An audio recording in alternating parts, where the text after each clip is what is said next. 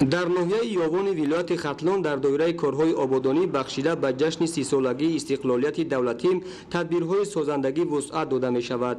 Дар доираи солҳои рушди деҳот, сайёҳӣ ва ҳунарҳои мардумӣ дар деҳоти Гулсара Юсупова 4 иншооти таъйиноти гуногун ва як гулгашти зебо ифтитоҳ гардид.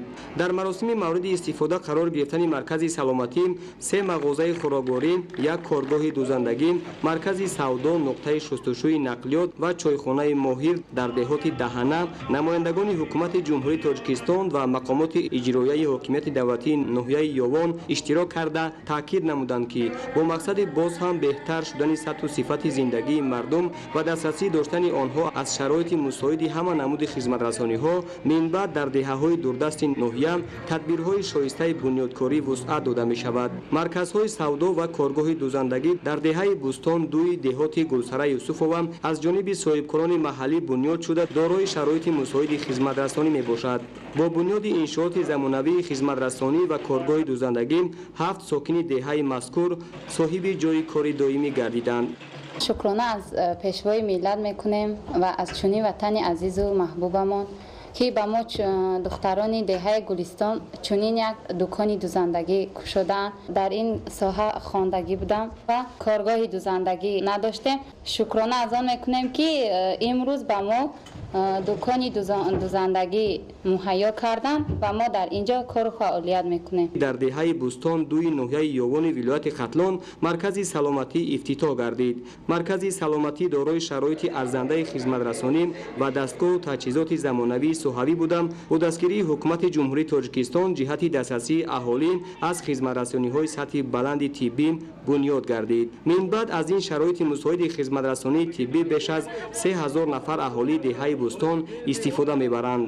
Марказ аз ҳуҷраи табиби оилавӣ, ҳуҷраи момопизишк, ҳуҷраи эмгузаронӣ, ҳуҷраи хатна, ҳуҷраи доругузаронӣ, ҳуҷраи эмгузаронӣ ва ҳуҷраи сабтгоҳ иборат буда, бо тамоми таҷҳизотҳои муосир ва мошини ёрии тиббӣ таъмин мебошад. Солтосол дар заминаи таваҷҷӯҳ ва дастгириҳои роҳбарияти олии давлату ҳукумати мамлакат ноҳияи Ёвони вилояти Хатлон ба дастовардҳои назаррас ноил мегардад. Дар ҳамин рӯз дар идомаи корҳои ободонӣ дар мавзеи Сариқамиш мағозаи хӯрокворӣ ва нуқтаи шустушӯи нақлиёт ба истифода дода шуд.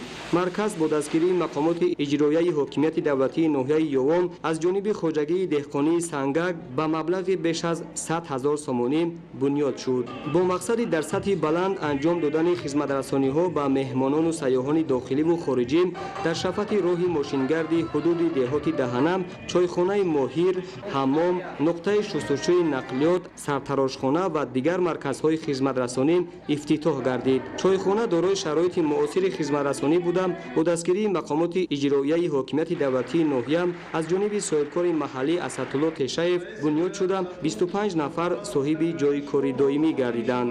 Маврид ба таъкид аст, ки дар ноҳияи Ёвони вилояти Хатлон ба истиқболи ҷашни 30-солагии истиқлолияти давлатӣ ва солҳои рушди деҳот, сайёҳӣ ва ҳунарҳои мардумӣ 341 иншооти таъйиноти гуногун сохта мешавад. То имрӯз аз рӯи маълумот аз 341 иншооти ҷашнӣ 112 тояш мавриди истифода қарор гирифтанд.